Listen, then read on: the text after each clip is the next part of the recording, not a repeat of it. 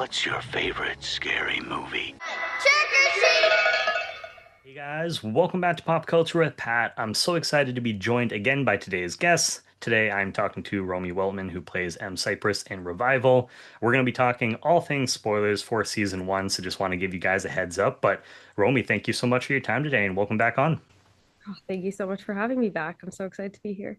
Yeah, no, like I said, we were talking previously, just really excited to dive into all the details because things got crazy in season one. And I loved it too because I was someone that hadn't read the comics, so I didn't know what to expect at all with all the twists and turns. So that was really fun to kind of see play out as an audience member. So anytime I can try to avoid that stuff and then afterwards I'll go back and read the source material, I try to do that just to kind of make it more fun for me. No, that totally makes sense. The read is going to be very fun for you. There's still going to be a lot of surprises for you, I'm Oh, sure. oh yeah, no, I can't wait. And so I guess just to start things off, Romy, as far as so you play this iconic character that people know from the comics, how did you kind of approach the balance of staying true to that character from the comics, but then also trying to make the character your own throughout the series as well? Yeah, I think that honestly, the writing was so reflective of what they wanted from the comics still. So I credit a lot of that to the writing in terms of the similarities, but also just reading it, but also accepting the fact that I'm not I'm not on paper. I'm a 3D human. And I have things going on in my brain that we can't see on on paper. So just giving myself a little bit of freedom to let that be brought through. And also, I'll say that Aaron and Luke, our showrunners, day one kind of said to me, like, she's yours now. So we want her to be you and you to be her, which I think gave me a lot of confidence moving forward of like, okay, I don't need to only portray what we're seeing in the comic, but I do want to make sure that everyone feels that that is the M they're seeing and they're just getting a bit more because we're on TV. So I just really tried to resonate with both materials that I was given and then not think too deeply into it and just let the work speak for itself. I feel like it must have been kind of nice in a way too, because even though you have the original source material, you were the first iteration of this character being adapted to TV or for a movie. So I feel like you probably had a little bit more freedom to kind of explore the character as well. Yeah, I guess anything I was being compared to would be the graphic novel versus I do think when you're portraying characters that have been done already, there's just a natural feeling that people want to compare and talk about, which is okay. But I do think that's something I like to always remind myself as an actor is if I'm hired, a part of me should be brought to the job. That's really the only thing I have to offer that's different than any other actor is the real me that's in me. So even though I'm hiding behind M and I'm completely transforming into M, M has a bit of Romy in her, and now I have a bit of M in me, but it is just something that I always remind myself of like, okay, this is what you're meant to do. This is why you were cast and this is what you have to offer now. Exactly. And as far as, and there's definitely a lot to pick from, but what were some of the biggest WTF moments for you as you were kind of going on, reading the script for the first time or even shooting some of the material? I'd say probably breaking my arm and killing CM Punk. That That was was a insane. very big WTF moment. I actually was told about that before I had even read it, so I think my reaction was just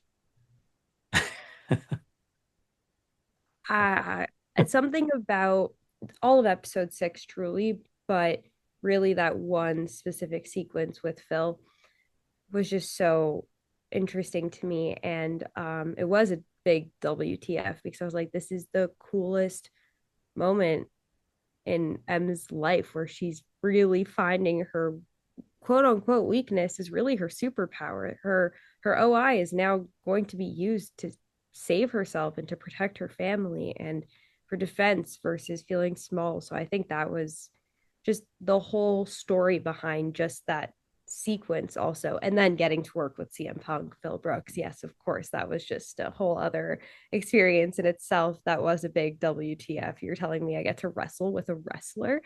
Um but more than that, I would say just the whole story behind it and the meaning behind it was just wow, overwhelming of both excitement, fear, emotions, all of it. Yeah, when I saw that he was cast in the show too and he popped up, and then the fact that he gets killed off, in that matter, I was not expecting that at all. But episode 6 in general was probably one of my favorite episodes of the first season.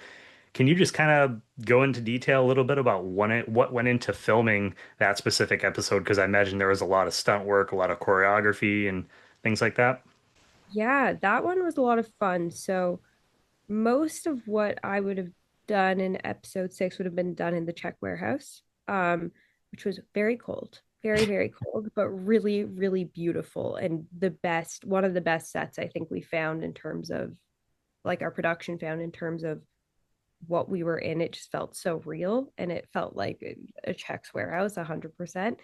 Um, but yeah, it was shot over pretty much 2 days, all of that stuff. And it was done in sequence. There's a lot of blood. When blood's involved on set, it kind of gets difficult because things get messy. And then you Yeah. can't really go back to the pre-blood stuff. So, or you can, but it's going to take a lot of time. So it was kind of just done in random sequences. We had our stunt coordinator, Max White, was there, and he's just unbelievable. And then I had an awesome stunt double, Chanel Hunter, who made me look so badass and so cool and became a good friend of mine. So love to hype her up whenever I can. But with luckily with CM Punk, with Phil Brooks, he kind of wanted me to do as much as I could with him because he was kind of like, look, you're not gonna hurt me. I was like, are you sure? Are you sure? I'm really strong, okay? Don't watch yourself. And he's like, you're not gonna hurt me. I said, fine. But he's like, you're not gonna hurt me. I promise you I'm not gonna hurt you. So if you trust me, let's do it together. And with that, we built a really cool friendship and partnership. And I love Phil so much. I'm a huge fan of his, and he's a wonderful, wonderful actor. I learned so much from him. Um, but that day was just really cool because there was a lot of sitting and waiting, as there is on set. So I feel like in between those sequences, especially when Mel Stunt were working and Chanel were working, I just kind of got to chill with either Mel or Phil in the back. And it was a lot of sitting and waiting and eating candy and drinking lots of coffee and late nights. But just so much fun. And I feel like on stunt days, everyone's just ready to hit the ground running and is ready for the excitement. Kind of becomes one of those days where it also does feel more intimate between actors because your hands are all bloody. You're not going on your phone. You're not Yeah. doing stuff like that. You really are just sitting there and making sure that you're fully connected and you're on the same page and you feel safe. Safety is a huge thing. And I'll say Phil is huge on safety too. That was the number one thing for him of like, I want to do this safe, so I really won't hurt you. Um, I will say my favorite scene of the entire show is in episode 6. What scene is And it? it's the fight between Dana and Brent. Oh, yep. Yep. That is the most and I don't know anything that went into that because I wasn't there, but that is the most iconic scene I think in the entire show. Maybe there's a few more, but I just think the humor and the chaos and everything else in that scene is wild. But yes, everything in the Czech warehouse was done. It took a lot of time, but it was a lot of fun. And I find we started those days with big morning stretches and boom boxes and just having a really good time. So Yeah. it was good fun all around. I mean, it's important, yeah, definitely to make sure that you guys are all stretched and, no one's pulling any muscles, especially doing all that, the different fighting and things like that. But yeah, I'm sure it helped too with Phil coming from his background, obviously, in wrestling. I'm sure that really helped with a scene like this where you guys are fighting and just going throughout the warehouse, taking everybody out. Oh yeah, my I've said this in one other interview, I think, but and I told Phil this. I was like, my goal was for him to turn around and be like, "Can you calm down a bit?" He didn't. He didn't at all, but I was going for it. I'll tell you that much. I was trying to go for it. I kind of wanted him to be like, "Romy, chill." Let's bring But it he down a didn't. couple notches. Not that I was trying to hurt him. I just No. wanted him to think that I was a little bit more badass than I think he thought I was to begin with. I'd argue at the end of the day, he thought I was pretty badass. I was gonna say, no, I think that you were pretty badass after watching, that scene and just throughout the whole season in general, I mean, for sure. And one of the other big WTF moments for me too was when we see M healing Dana. I was like, what is going on here? So I'm sure that must have been pretty crazy for you too when you first probably read that moment. Oh my gosh, how could I forget? Yes, that was crazy. I think that was all of my family members' biggest WTF while watching of nobody knew that at all, and they were like, you have powers, guys. I'm kind of, yes, I'm getting it all together at some point. I promise you she's figuring it out. That was a big WTF moment. It was also another moment of just realizing that M's quote unquote weakness is her superpower, in terms of like, for me, something that I really wanted to portray with M is that this is somebody that's feeling all of these emotions for really the first time, and feeling grief and going through these things because for so long she has numbed her pain. Um, and because of that, there was times where it was hard for her to cry, or she couldn't stop, or she didn't know what these feelings were. And then for her tears to kind of become a superpower also in and of itself, I just think that those two moments in episode 6 just sum up why nobody should feel weak, and why nobody should listen to how people constantly put them in a box. So I completely agree. And it was a moment of like, oh wow, all of these emotions we've been feeling for 6 episodes make complete sense. And it's here in the writing, and everything just in the story adds up so well. Our writers are geniuses. Yeah, I love the writing and I love your portrayal of that too, because I feel like it would be very easy for a character like this where all of a sudden she has these abilities and these superpowers to for us as an audience to almost feel a little bit disconnected if it felt like she was invincible. But like you said, how her abilities or her weaknesses are now her superpower. I was able to connect to that as an audience member. It was a little bit more relatable. But that's tough to walk because it could very easily go the other way. Oh yeah, that's really nice to hear. Thank you.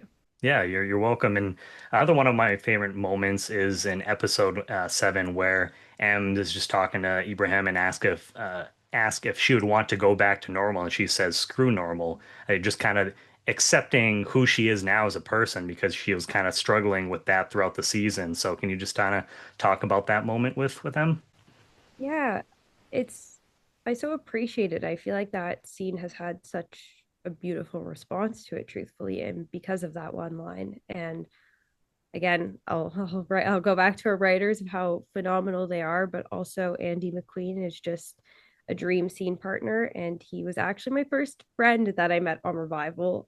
Day one, I was getting my hair cut, and he came into the trailer and just said, "Hey, I'm Andy. You're playing M, right?" And I said, "Yeah."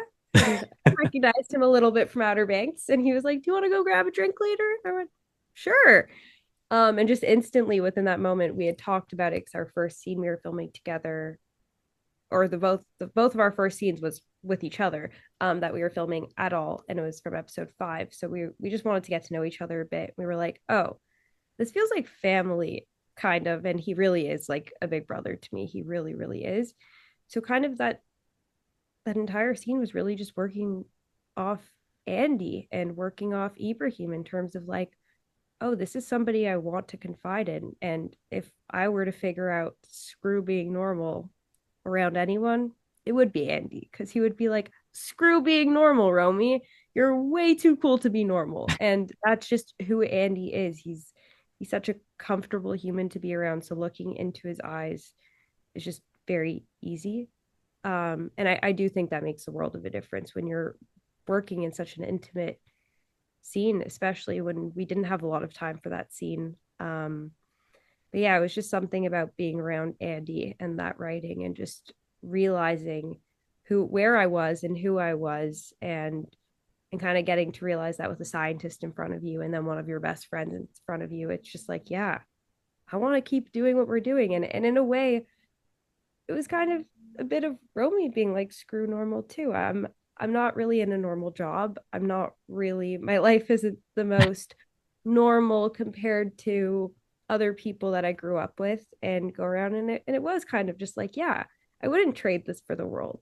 Screw being normal. And I hope that people all feel that, because it's way more fun to be weird and to Agreed. accept yourself, and screw normal, honestly. Like that line is sums it all up for me. And I do want to give just Andy so much credit, because he is just, anytime I got to work with him, because it wasn't often, I really, really just took in every single moment. And and made sure I really looked him in the eyes and was like, yeah, I'm working across Andy McQueen right now, and I better be learning everything I can. That was one of my favorite relationships to kind of explore too as the season went on was between your characters and I relate with that line so much too. I mean, ever since I was a little kid, I've been into grew up watching like the Universal monster movies, grew up on Goosebumps and Are You Afraid of the Dark? I mean, I'm wearing a Trick or Treat shirt right now where some people say it's still too early, but I'm like, give me the fall and Halloween. I'm ready for it. It's September. I Yeah. hate to say it. It's September. It's Halloween season. I'm wearing orange. Yeah, we're here. It's Actually, like and it's been nice too because here in New Hampshire it's been pretty hot this summer and it dropped down to like the 70s for almost like a full week. So it's like, oh, just give me the fall now. I'm ready for it. so see, that's where you lost me. I love the fall. I love Halloween. I love the spirit, but give me the sun.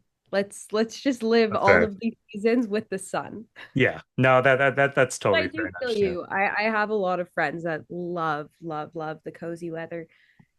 They just like, but as soon as it gets cold for me, I'm just not somebody who's into fall fashion. I'm just in sweatpants and I'm rolling out of my house. Like as soon as it gets cold, fashion out the window, comfort for me. One of the other moments that I wanted to talk about was because she goes through a lot, and that's an understatement I feel like for this season. So can you just kind of talk about how did you get into the mindset for filming the scenes where M is kind of having her break with reality and seeing her mom in episode 9? Because I can't, watching that as an audience member, I can't even imagine how hard some of those scenes were to film, just getting kind of into that mindset for those scenes.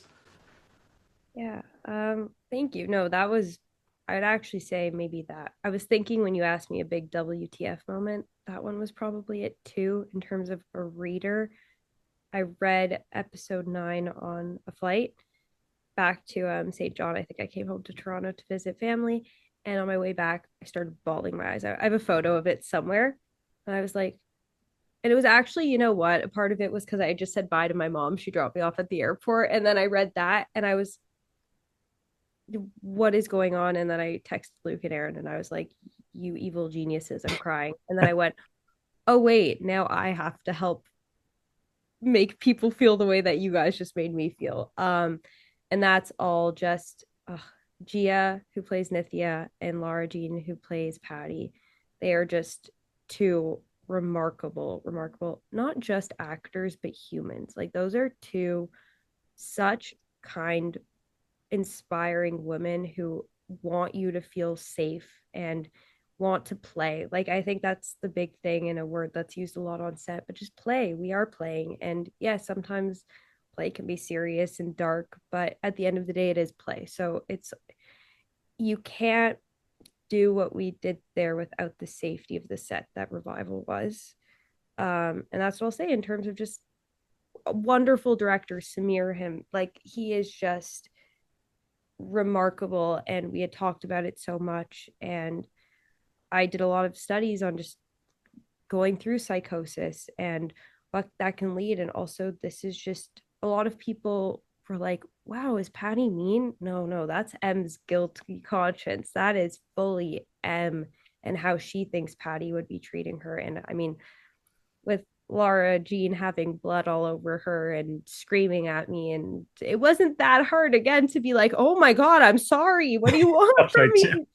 me? But truly, it's kind of difficult because I wish I could talk about it a bit more in terms of how I got there. I don't really know. I like to meditate. I meditated the morning of. I often have headphones on me on set. I listened to a lot of music that day. Big ones were Lonely by Noah Cyrus, I Can't Breathe, B. Miller, Sorry Mom by Kelsey Ballerini. Um, that one I found later on while filming, and I was like, oh yeah, this is That's right. perfect. Yeah. And I kind of just sat in the cell in between takes and I just listened to music and I breathed into it. And the other thing is on set, we don't always have a lot of time. Luckily, we did have a lot of time for that specific scene, but it really was a day of being in the cell and being locked up. We shot all of that in one day.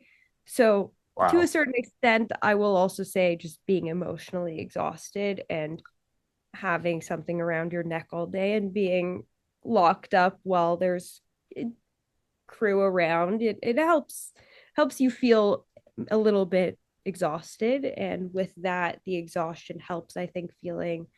I think anyone would say this on a night shoot on set. We're all a little delulu at that point. We're all like, "Hey, let's have a coffee. It's 2 in the morning, and we're going home in 20 minutes. It's fine." So I think that all helps with it. But I'll say that the writing, our director, our showrunners, are I do want to say for stuff like that too. I never realized until being on Revival how important it is to also feel comfortable with your cam operators. Um, because our cam operators, like one of them was like really right here with Yeah. us while we were doing that, and that's very vulnerable. And that's why I gotta say, like our camera team, Shout out to crazy. everyone. Oh, I am so grateful for them. They were like in scenes with us and they were so cool and awesome and really gave us the ability as actors to block them out. At least speaking from my own experience, I was able to block them out, but then turn to them to know that they were there for safety. It was a really beautiful teamwork experience being on set. And with that, I did put a lot of pressure on myself for those scenes because I wanted it to hit people the way that it hit me. And I felt responsibility as an artist to make sure that the writing and that those artists were all shown too. So it's Well, really you definitely delivered on my end. I watching those scenes, I felt myself tearing up watching those. So it really, really connected with me. And I'm happy to hear that you had such a supportive environment and people around you because I mean that really goes a long way when you're putting yourself out there and being that vulnerable for all those people to kind of to watch. So. yes, that's very true. Thank you. And if you haven't already, make sure to take some time for yourself. Just do some fun things, Romy. I don't know, it was probably shooting a little while ago when you were doing this, but yeah, just have fun, go on like a vacation or something. You know what? My favorite was that day I just went home and I slept. It was one, I think I had the best sleep ever. But the day that we did, it was an episode, is it episode 7 or 8? That I go into the creek. That would And pretty sure seven. yes, with Andy. Again, a wonderful scene. And that creek was so cold that when I got home, everyone really built that day up because it was cold and we shot it in November in St. John. So I went home and somebody was like, go take a hot bath, please, just to make sure. I took a hot bath and I ordered myself sushi and I was like, I'm turning my phone off and watching Dancing with the Stars and I had the best night ever. I was like, There you go. I this is self-care at its finest. Yeah. And you definitely need that for days like that. I remember being on a set. I worked on Hocus Pocus 2 years ago, and we were You told filming, me. and it was in November, Rhode Island, and it was very cold. And but I remember like Bette Midler, Sarah Jessica Parker, and Kathy Najimy, they all had like these big blankets that came out to wrap them up. I'm so glad that day that because as an extra, we got to go into like a holding area, but as we were out there, I think I had like 4 or 5 layers on me. I had hand warmers like in my feet and my gloves, so it's a lot. Those hand warmers burn also. Yeah. They're good. They're Didn't even really care that day. I was like, just give me all the warmth. yeah. Mel always had hand warmers on her because she always had so many pockets in her sheriff jacket. So There you go. anytime I'm like, I'm cold, she'd be like, here you go. She was really mom on set. I got, Exactly. I Big sister. got you. Love that. And jumping to the finale, can you talk about the culmination of M and Blaine, their showdown, and just how he was talking about, going, you wanted to banish her, and just getting to work with Steven throughout the season as well, because I got to talk to him a little bit earlier on the season as well. Steven is that's somebody who uses the word play a lot. Like that, he really wants to play. He's someone who takes his job very seriously, but also really just wants everyone to have fun and collaborate and feel safe and just like we're creating art. He's one of the coolest, most fascinating people to be around, and watching him and working with him was everything and more I could have possibly expected it to be.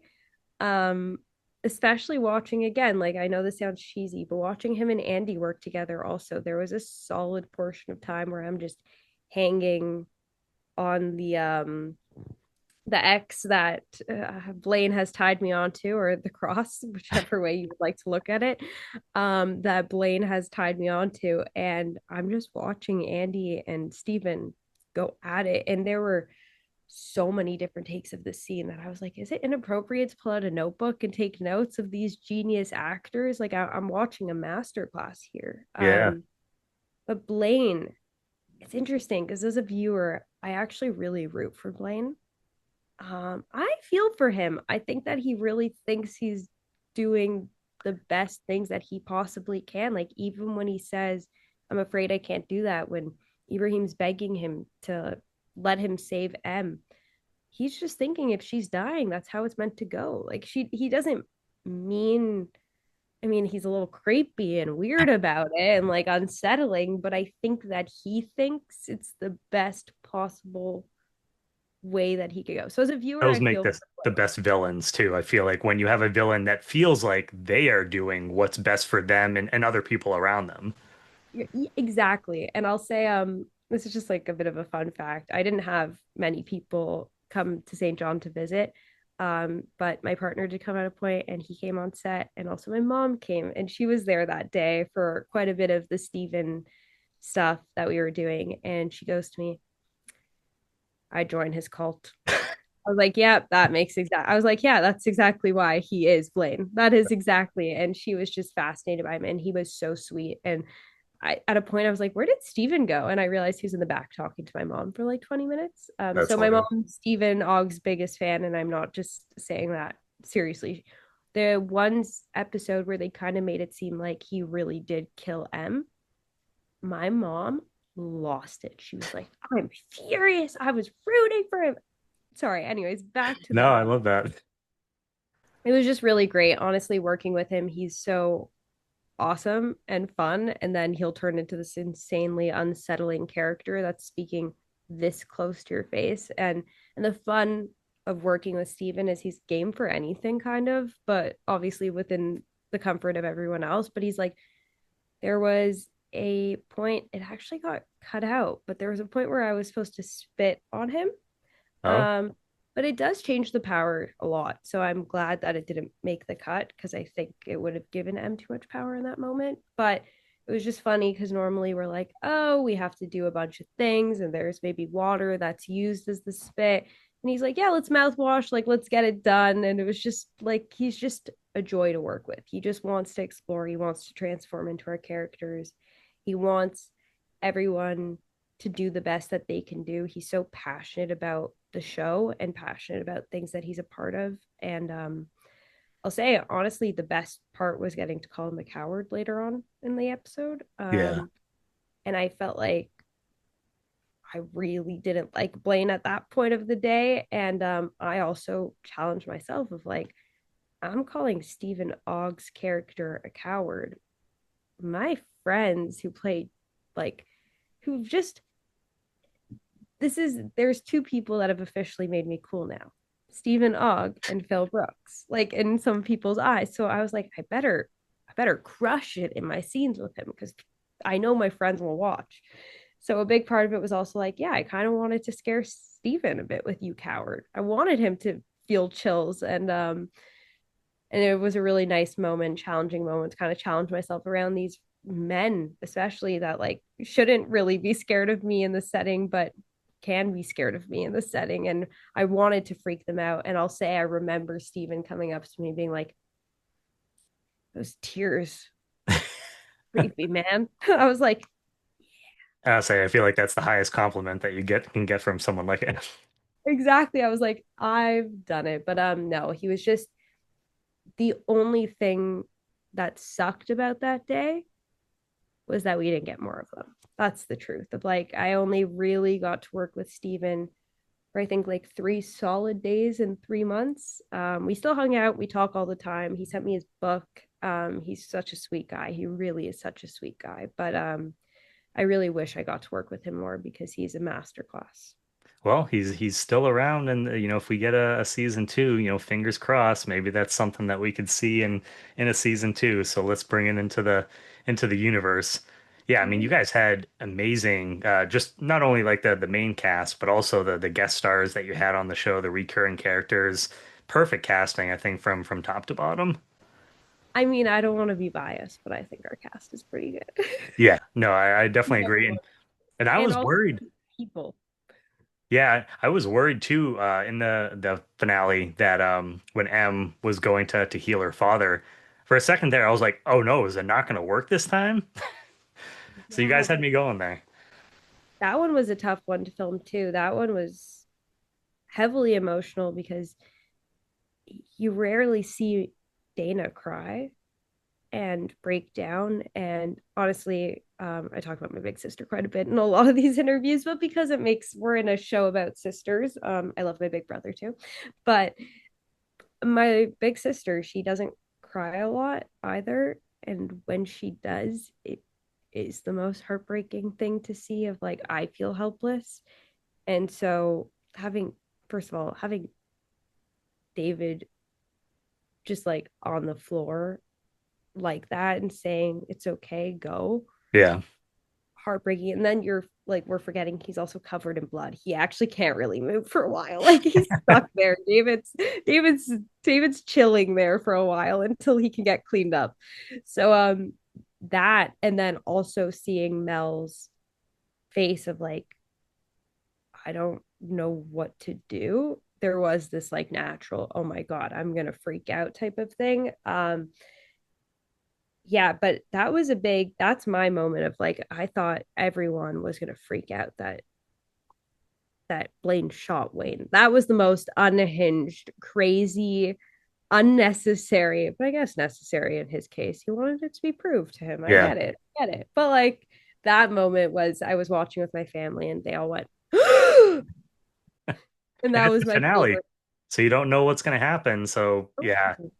You really, really don't. And yeah, I think that it was also a scary moment reading that M was freaking out and Dana's telling her to breathe, and you kind of think Wayne's gonna die. I was there. I was like, well, I just lost a character. I was like, son of a bitch. Even honestly, even rewatching it, I was like, is he gonna go? But even rewatching it, I thought that I died. Yeah. No, I'm not gonna lie, Romy. I was so with the finale and the scene, we get to the end.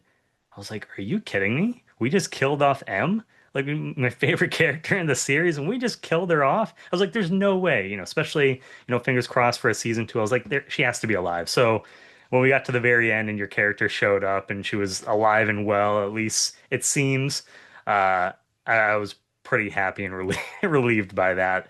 What was I kind think of your I was as reaction? relieved as you. Yeah, what was your reaction, I guess, like reading that moment? So you kind of thought that your character maybe got killed off as well, it sounds like initially. Um, so when I first read it, I'll say I knew that she wasn't. Watching it back though, they fooled me. I was like, maybe they decided to cut that part out. Um, but there were a few. I think there was a different ending at first where you didn't really know for sure that it was M and it was just hinted.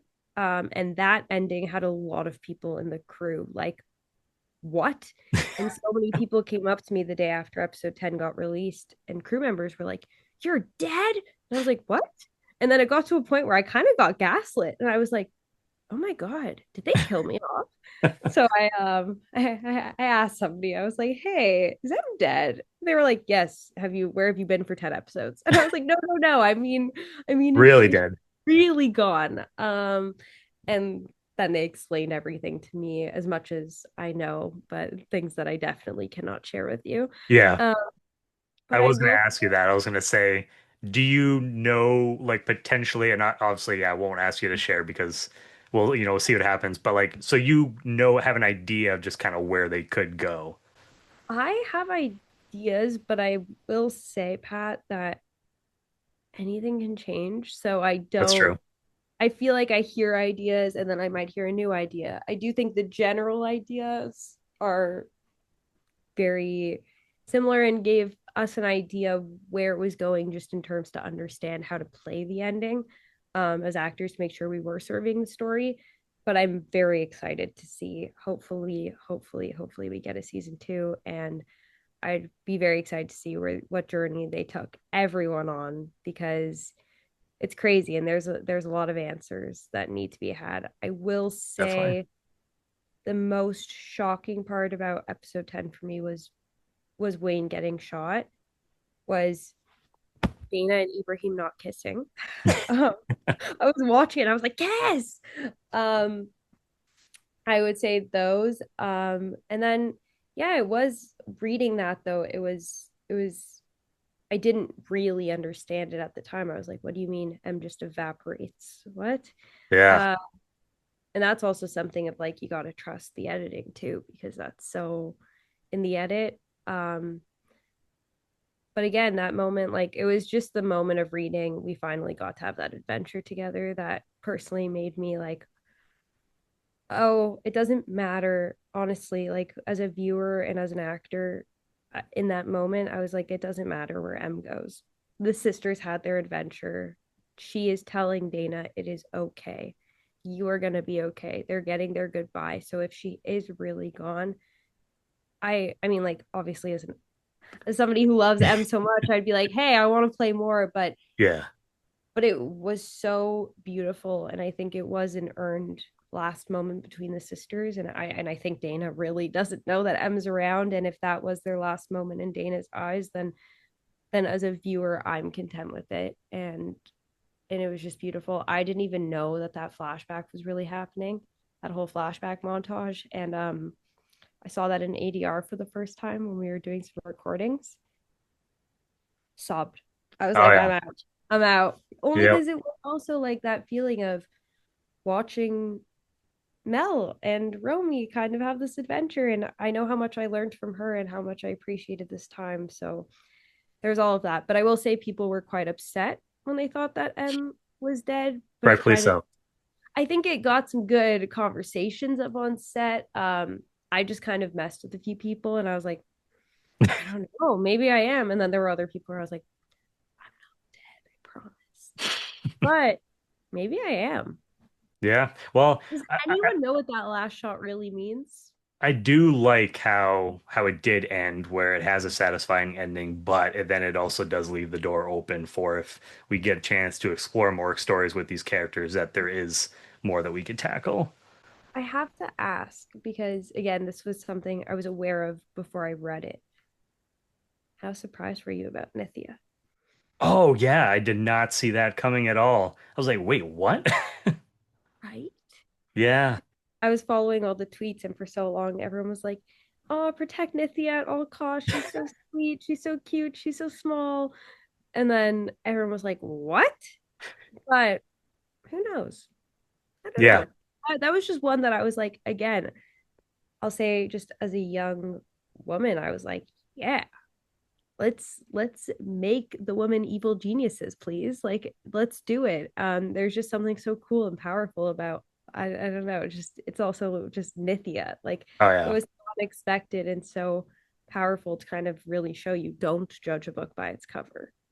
Yeah, I mean, you guys had a number of amazing women working on this set, but that reveal blew my mind, and just the whole reveal of M's killer.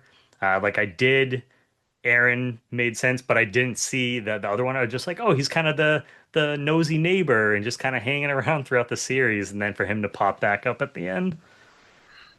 Yeah, that one took most people by surprise too. I gotta say, I was constantly thinking to myself, would I pick it up? I don't think I would. And I have to ask you, Romy, which I feel like probably not, because just in case there is a future season, did you get a chance to? Because I feel like there's probably multiple of them. Did you get a chance to keep one of M's hoodies? No, Oh, damn. I know, I know. Because I feel like they have to hold on to it just in case, like if there, was like a second season for, production use and everything. But I was really, I I did ask. I don't ask for a lot of things on set because I don't like to. It's used for reasonings, right? Yeah. And like everyone has their department. But I did ask very nicely. I was like, if there is an extra sweater, and they were like, no. Um, they were very nice about it. It's because we had, I think, a total of 10 sweaters. Yeah. And they were really different. So I think three of them had a bigger hood for like all the hood moments. A few of them were like up until episode 7 in terms of like, oh no, it would have been before episode 6, before all the blood. Then it would be the blood. Then it would be a little less blood because we've been in the creek. And then there were holes in certain sweaters. And then there had to be holes in certain areas. And then because we also shot out of order, so there were so many sweaters with like different bullet holes and blood marks and stuff like that. So it was really a matter of we need the stuff. And also our wardrobe department, they went through so many hoodies to finally get the exact print that they wanted. And it is a really difficult hoodie to make. That's why it's so hard to find one online that's very similar. I'd Yeah. say our showrunner's daughter, one of our showrunner's daughters, Luke Boyce's daughter, Dublin, cosplayed as M at Comic Con. And it was really cute. But I kept saying to Luke, I was like, where's the sweater from? I'll organize one for you. I did get to keep a November, December t-shirt. Perfect. It was Rhodey's band. So I love that. And I got to keep, which I actually left on set with somebody, but I asked if I could have, oh, I could finally tell people about one of the cool things that I took. But first, Yes. I asked if I could take a pill bottle. There you go. It said M Cypress, so I wanted her ID, but I knew that they would really need to keep that, to be honest. So I was Yeah. like, you have a million pill bottles. Can I have one?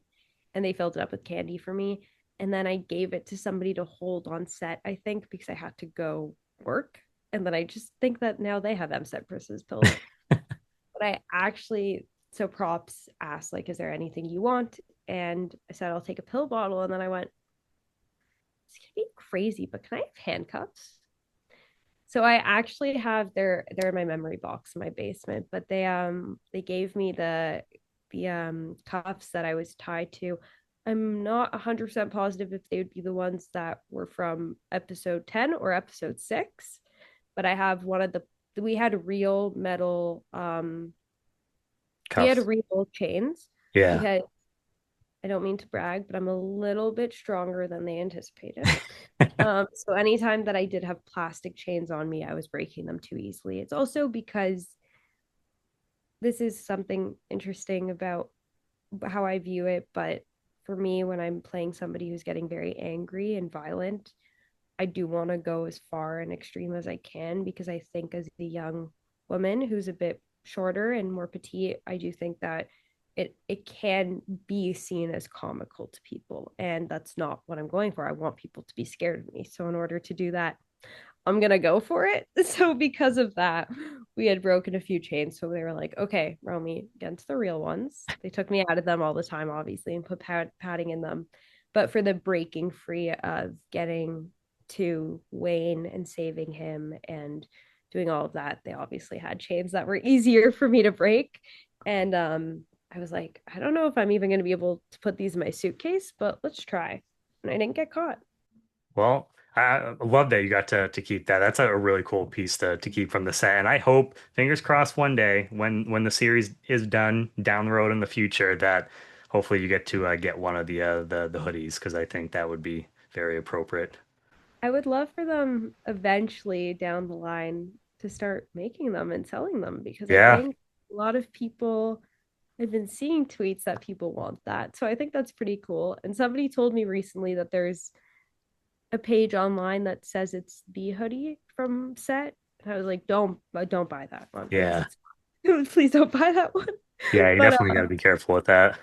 yes, but I hope so because I think it would be really fun. And it was really cool at Comic Con to see people cosplaying in t-shirts or long sleeves and doing their own versions of it and a few hoodies. But yeah, we gotta make it easier for Comic Con next year.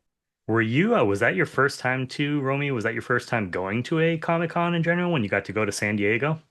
Yeah, my first time being at a Comic Con as anything. I've never been to one. I've always loved the idea and the concept. I've never had the opportunity. I know that they do one in Toronto too. Yeah, I mean, they're honestly like now they're all over the place. So, but I mean, to start off your Comic-Con career, you went to the biggest one possible. So, Yeah, it was crazy, honestly. It was the best.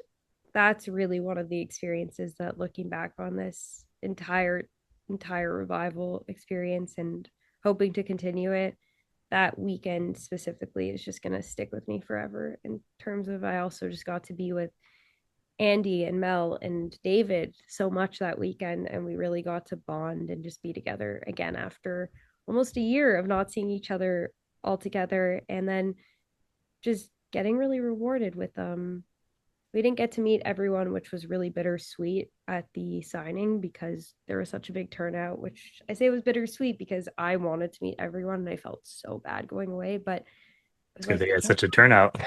I can't believe there's so many of you that we can't meet all of you. And I'll say just being a part of this show, I the sci-fi audience specifically, they really care, and it's really evident. And I know that Mel gave me a really big heads up about how wonderful being a part of the sci-fi family is before we started, and she's obviously the queen of sci-fi and the queen of Comic-Con, and to get to experience that with her was a big relief for sure, getting her by my side for all of that. But but I still didn't expect it to be as amazing as it is, and just the viewers really are so supportive and cool, and I'm just really grateful that we got to have this amazing 10 episode season one, and hope we continue. um but just in the meantime, I'm just so grateful to be meeting people like you and just people that are watching and care, and it's resonating with. It's really rewarding.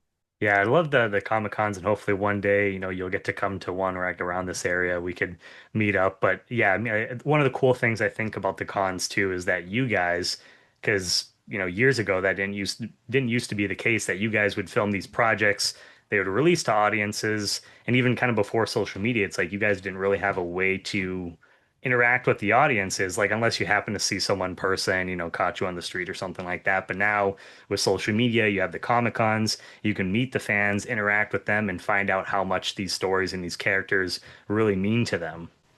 Oh, 100%. And honestly, getting to interact with people like this, even just actually speaking to people versus DMing or responding to a comment, it does make it that much more real. But we are lucky to have social media and to feel the presence of the following that the show has on there. But it is hard to fully communicate how grateful you are, like how grateful I am personally for everyone on social media. Like I Yeah. always write like I don't know how to say this right now. I never have the words because I don't think I'll ever find, I don't know if there are words to describe how really, without being too cheesy and icky, but like how really grateful I am to be a part of this and to be playing M. Cypress next to Melanie Scrofano and all these cool people, and to be working on a Mike Norton and Tim Seeley comic adaptation, and with Luke Boyce and Aaron B. Kuntz, and I can name drop all day, but they're just really cool people, and I'm so grateful that I got to learn, and I'm continuing to learn through all of them. Well, I will speak for as just one member of the audience that we are so grateful for you, Romy, and the rest of the cast for helping bring this adaptation to the small screen.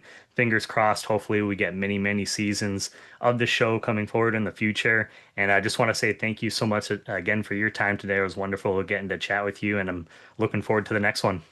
Yes, I can't wait for the next one. And in the meantime, if you want season two, please keep streaming and watching and binging, and go on Peacock, go on Sci-Fi, go on all the services, and just keep going. Share it with all your friends. Thank you again so much, Romy. Thank you, Pat.